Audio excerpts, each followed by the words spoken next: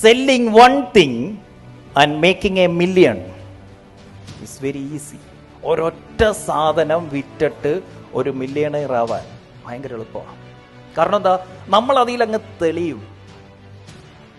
നിങ്ങളൊന്ന് എടുത്തു നോക്കിക്കേ, നിങ്ങളുടെ പ്രൊഡക്റ്റിനെ നിങ്ങൾക്ക് 3 തരം തിരിക്കാൻ പറ്റും. നിങ്ങൾക്ക് ഇന്നുള്ള പ്രൊഡക്റ്റിനെയും സർവീസിനെയും 3 നിങ്ങൾക്ക് തരം തിരിക്കാൻ പറ്റും. FSN എന്തൊക്കെയാ? Fast moving, slow moving and non moving. ഫാസ്റ്റായിട്ട് മൂവ് ചെയ്യുന്ന പ്രൊഡക്ട്സ്, സ്ലോ ആയിട്ട് വല്ലപ്പോഴും പോകുന്ന സാധനം, ഒട്ടും നീങ്ങാത്ത സാധനം. ഇന്ന് ചെയ്യേണ്ട കാര്യം, take the decision to stop non moving items. നിർത്തിയാൽ എന്തിന്? ആളുകൾക്ക് ഇതുണ്ടായിട്ടും ആരും മേടിക്കുന്നില്ല. പിന്നെ എന്തിന് വെറുതെ ഗോഡൌണിൽ കൊണ്ടിട്ടേക്കുന്നു? പിന്നെ എന്തിന് ബ്രോഷറിൻ്റെ അത് അടിച്ചു വെക്കുന്നു? പിന്നെ എന്തിന് കസ്റ്റമറെ കോംപ്ലിക്കേറ്റഡ് ആക്കുന്നു? Delete that. ഇത് പതുക്കെ ഇത് വേണ്ടെന്ന് വെക്കണം.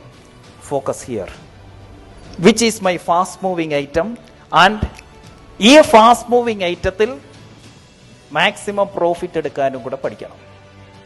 എന്താ business? Making maximum profit in my fast moving product.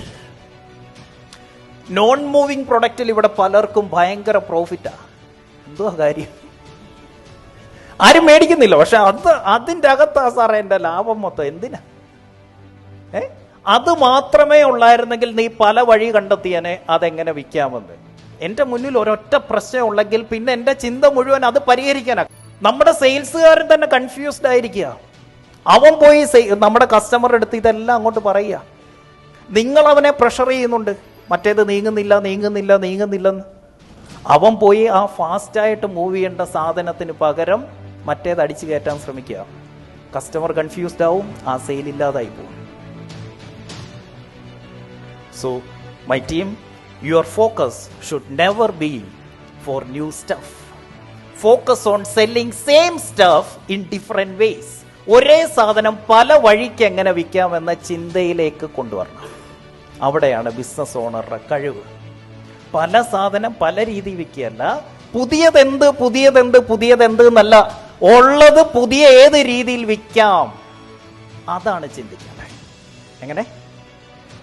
ഇവിടെ ഈ ബിസിനസ്സുകാർക്കൊരു പ്രശ്നം ഉണ്ടായിരുന്നു. നമ്മുടെ ഈ 4 പേഴ്സണാലിറ്റി പെട്ട ആളുകളുണ്ടല്ലോ, അതിൻ്റെ അകത്ത് ഒന്നെന്ന് പറയുന്നത് പീപ്പിൾ ഓറിയന്റഡ് ആയിട്ടുള്ള ആളുകൾ, 2 സിസ്റ്റം ഓറിയന്റഡ് ആയിട്ടുള്ള ആളുകൾ, 3 ആക്ഷൻ ഓറിയന്റഡ് ആയിട്ടുള്ള ആളുകൾ, 4 ഐഡിയ ഓറിയന്റഡ് ആയിട്ടുള്ള ആളുകൾ. ബിസിനസ്സുകാരുടെ പ്രത്യേകത എന്താ?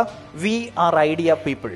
നിങ്ങൾ സെയിൽസിനെ കുറിച്ച് ചിന്തിക്കുക, നിങ്ങൾ റവന്യൂനെ, ഇൻകത്തെ കുറിച്ച് ചിന്തിക്കുക. പുതിയ പ്രൊഡക്റ്റ് ആഡ് ചെയ്യുന്നതല്ല ബിസിനസ്സുകാരുടെ ജോലി, ഉണ്ടാക്കി വെച്ചത് വിൽക്കുന്നതിലാണ് സെയിൽസുകാരുടെ മിടുക്ക്. അപ്പൊ നമുക്ക് ഈ ഇന്റർനാഷണൽ ബ്രാൻഡുകളിൽ നോക്കിക്കഴിഞ്ഞാൽ, ഏത് ഇന്റർനാഷണൽ ബ്രാൻഡ് എടുത്തു, their SKU is very limited, variety of product is very limited. So simple scale, complicated fail. ഈ കോംപ്ലിക്കേറ്റഡ് സംഭവത്തിന്റെ രസം എന്താ ഇതിന്റെ പിന്നിൽ പോകുന്നത്? ഒത്തിരി സാധനം ഉള്ളപ്പോൾ ഒരു രസമാണ്, ഒരു ഫാൻസിയാ. ഞങ്ങൾക്ക് അതുണ്ട്, ഞങ്ങൾക്ക് ഇതുണ്ട്, ഞങ്ങൾക്ക് ഇതുണ്ട്. ഇത് ഭയങ്കര രസമാണ്. ഇത് പറയാനും എഴുതി വെക്കാനും വെബ്സൈറ്റ് ഒക്കെ എടുത്ത് നോക്കുമ്പോൾ അയ്യോ. മറ്റേതോ ആകെ 3 എണ്ണേ ഉള്ളു. അയ്യോ, എന്തും കൂടെ ചെയ്യാൻ പറ്റും നമുക്ക്. ഇതല്ല അവന്റെ ചിന്ത. ഇന്റർനാഷണൽ ബിസിനസ്സുകളെ നമുക്ക് തോൽപ്പിക്കാൻ പറ്റില്ല, but we can learn from it. പഠിക്കാം.